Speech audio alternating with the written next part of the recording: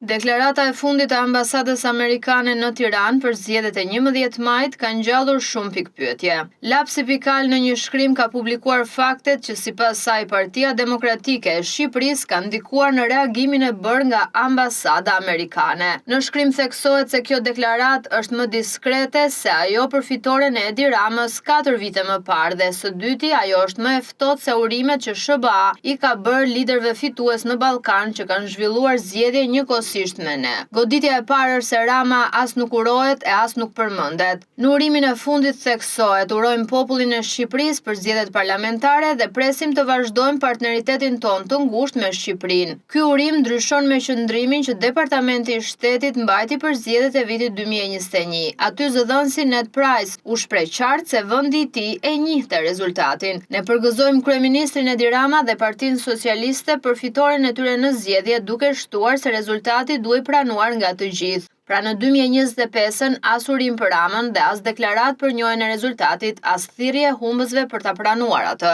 Kjo gjë do të konsiderohej normale nëse administrata e re e Trump do të kishte përdorur një gjuhë më të rezervuar në të gjitha deklaratat e nxjerra për zgjedhjet e vendeve afër nesh, por nuk ka ndodhur kështu.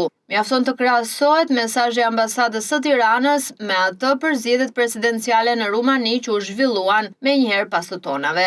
Duhet ditur se në këtë garë fitoi një kandidat anti-trumpist. Këto zgjedhje zëvendës presidenti amerikan Vance i kritikoi në fjalimin e Myniut si refuzim të elitave për të dëgjuar zërin e popullit, por pavarësisht gjithë këtyre divergjencave, ambasada e SBA-s në Bukuresht njoftoi se ata mezi presin të bashkëpunojnë me presidentin e ri Nikusor Dan, si dhe me qeverinë e re që do të instalohet. Edhe po të krahasohet me qëndrimet e mëparshme që SBA ka mbajtur ndaj Ramës, qoftë edhe po të vihet përballë me qëndrimin që kjo administratë e re ka mbajtur në raste të ngjashme, duket se ka një krisje në trajektore ndaj qeverisë shqiptare.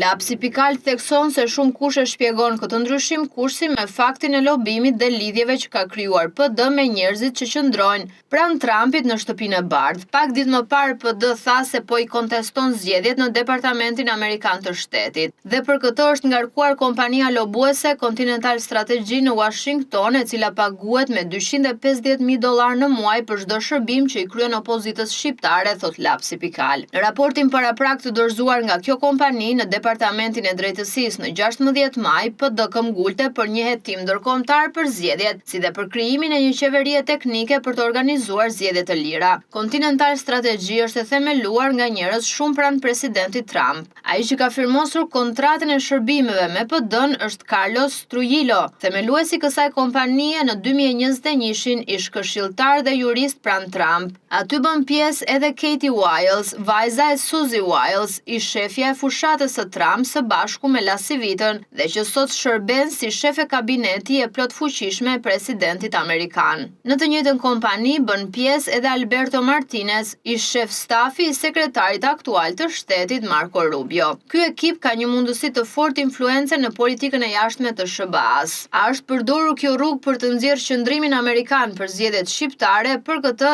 ende nuk ka fakte, por deri më tani dihet se Continental Strategy e ka dorëzuar raportin e opozitës për farsën zgjedhore dhe e dyta se prej aty doli një deklaratë që ndryshe nga 4 vite më parë, as nuk e uronte personalisht Edi Ramën, as nuk thoshte se njihte zgjedhjet dhe as nuk i bënte thirrje palëve për t'i pranuar ato.